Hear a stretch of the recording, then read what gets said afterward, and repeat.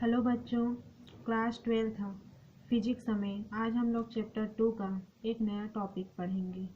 समविभव पृष्ठ।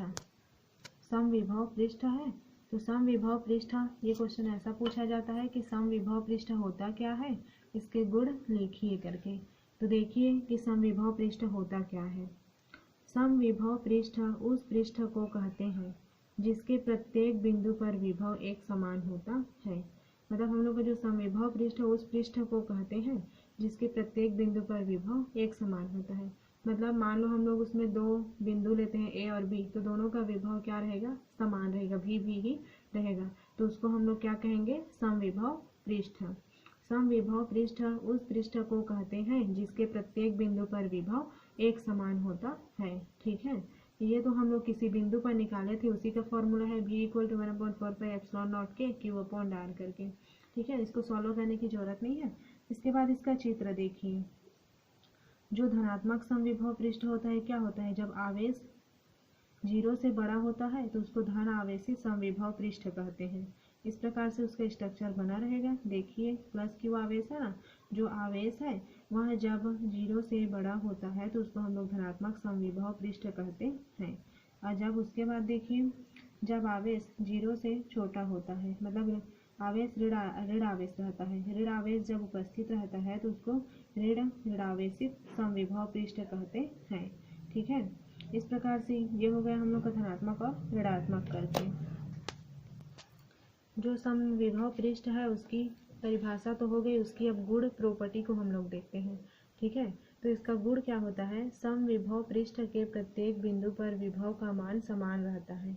जो परिभाषा में अभी हम लोग जो पढ़े थे वही हम लोग का गुण का पहला पॉइंट है।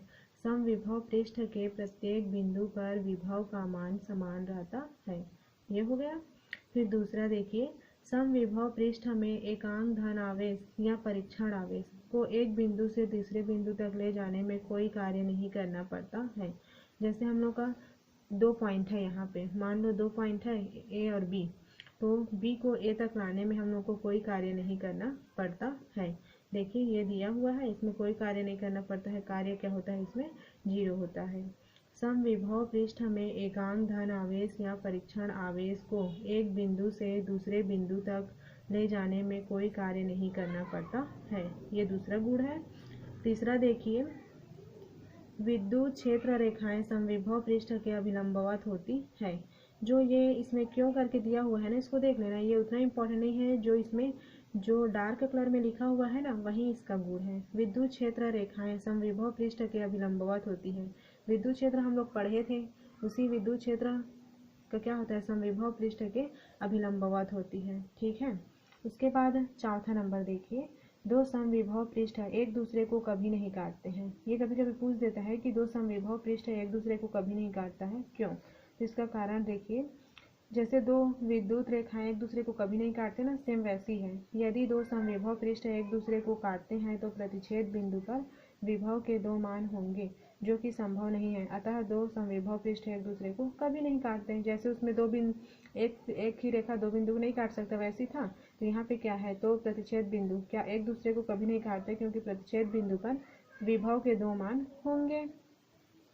ये डार्क कलर में है वही इम्पोर्टेंट है। दो समविभव पृष्ठ एक दूसरे को कभी नहीं काटते हैं। इसका 5वां नंबर का गुण देखिए, किसी विद्युत चालक का पृष्ठ सदैव समविभव पृष्ठ होता है। और उसके बाद है 6वां, समविभव पृष्ठ के अनुदिश विद्युत क्षेत्र की तीव्रता 0 होती है। ठीक है, तो इसमें समविभव पृष्ठ क्या है उसके गुण लिखिए करके क्वेश्चन आता है। तो इतना में तो ये हो गया। अब इसके बाद एक अगला टॉपिक हम लोग देखते हैं। हम लोग का देखिए इसमें अगला टॉपिक इसी में देखते हैं, विद्युत क्षेत्र की तीव्रता और विभवांतर में संबंध। ठीक है, विद्युत क्षेत्र की तीव्रता और विभवांतर में क्या संबंध होता है उसको देखते हैं। तो इसके लिए स्ट्रक्चर इस प्रकार से बनता है। ठीक है, और इसमें हम लोग का ये हो गया विद्युत क्षेत्र की तीव्रता और विभवांतर में संबंध है। उसके लिए स्ट्रक्चर आप लोग देखिए इस प्रकार से बनेगा। एक बिंदु O है, O पर प्लस Q आवेश उपस्थित है। ठीक है, फिर हम लोग का दो बिंदु A और B है, उनके बीच का अल्पांश बहुत ही कम है, dx है। फिर जब ये हम लोग का सरल रेखा यहाँ पे खींचा हुआ है ना, उसको जब आगे बढ़ाते हैं तो एक बिंदु P प्राप्त होता है। जिस पर हम लोग को विद्युत क्षेत्र प्राप्त होगा, जिसको हम लोग विभवांतर के साथ संबंध के द्वारा दर्शाएंगे। तो ये हम लोग का एक स्ट्रक्चर हो गया। ठीक है, स्ट्रक्चर का वर्णन इस प्रकार से ये दिया हुआ है। इसमें आप लोग एक चीज देखिए कि जब मैं बिंदु P को B तक लाऊंगी तो कुछ कार्य करना पड़ेगा, लेकिन बिंदु P को जब A तक लाऊंगी तो B के अपेक्षा A में ज़्यादा कार्य करना पड़ेगा ना, क्योंकि जो हम लोग का A है P से ज़्यादा दूर है और B है A की अपेक्षा थोड़ी कम दूर है।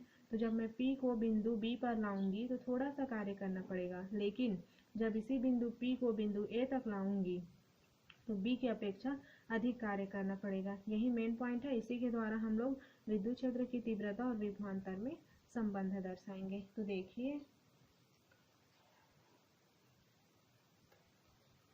ये इसका वर्णन जो अभी मैं बताई वही चीज़ यहाँ पे लिखा हुआ है। यहाँ पे देखिए, माना B का विभव, जो हम लोग का स्ट्रक्चर में B दिया हुआ है, ये देखिए स्ट्रक्चर में B है, उसका विभव हम लोग निकाल रहे हैं। B का विभव, उसको मैं क्या मान रही हूँ, V। ठीक है, जब मैं बिंदु P को B तक ला रही हूँ तो उसका विभव भी है, लेकिन जब बिंदु P को A तक लाऊंगी तो उसका विभव में एक्स्ट्रा ज़्यादा बढ़ेगा। A का विभव तो V तो मेरा रहेगा प्लस डी भी इसलिए क्योंकि इसमें भी अल्पांश हम लोग dx लिए हैं, लेकिन P को जब B तक ला रही हूँ तो V लग रहा है, और B से फिर A तक जाएगा तो डी भी लगेगा ना। विभव ये तो दूरी के लिए dx है, अल्पांश के लिए, लेकिन जब विभव में जाएंगे तो वो डी भी होगा, तो V प्लस डी भी। यही चीज़ मैं बताई थी कि जब बिंदु P को बिंदु B तक लाएंगे तो थोड़ा सा कार्य करना पड़ेगा, लेकिन जब A तक लाएंगे तो B की अपेक्षा थोड़ा ज़्यादा कार्य करना पड़ेगा। तो यहाँ पे हम लोगों का मिल गया, B का विभव है V और A का विभव है V प्लस डी भी। ये हो गया मेरा। अब परीक्षण आवेश Q0 को B से A तक लाने में किया गया कार्य। अब देखिए, जो यहाँ पे माना, यहाँ पे हम लोग का जो बिंदु P है, यहाँ पे एक परीक्षण आवेश Q0 भी उपस्थित है। ठीक है, इस परीक्षण आवेश Q0 को बिंदु B से A तक, बिंदु B से A तक को, ये तो यहाँ पे भी ले सकते हैं, या परीक्षण आवेश को यहाँ पे मैंने लेती हूँ। ठीक है, परीक्षण आवेश बिंदु B से A तक लाने में किया गया कार्य को देखिए। परीक्षण आवेश Q0 को B से A तक लाने में किया गया कार्य, तो कार्य बराबर होता है बल गुणित विस्थापन या बल गुणित दूरी। ठीक है, तो यहाँ पे देखिए, मैं फर्स्ट डे विभव का जब परिभाषा बताई तो ये वाला फॉर्मूला बताई थी, V इक्वल टू होता है W/Q0। तो यहाँ पे जब मेरा दूरी देखिए, दूरी dx लिया गया है तो उसमें किया गया कार्य भी क्या होगा, dw होगा। तो dw, जब w का मान निकालूंगी तो w equal to V into Q0 होगा।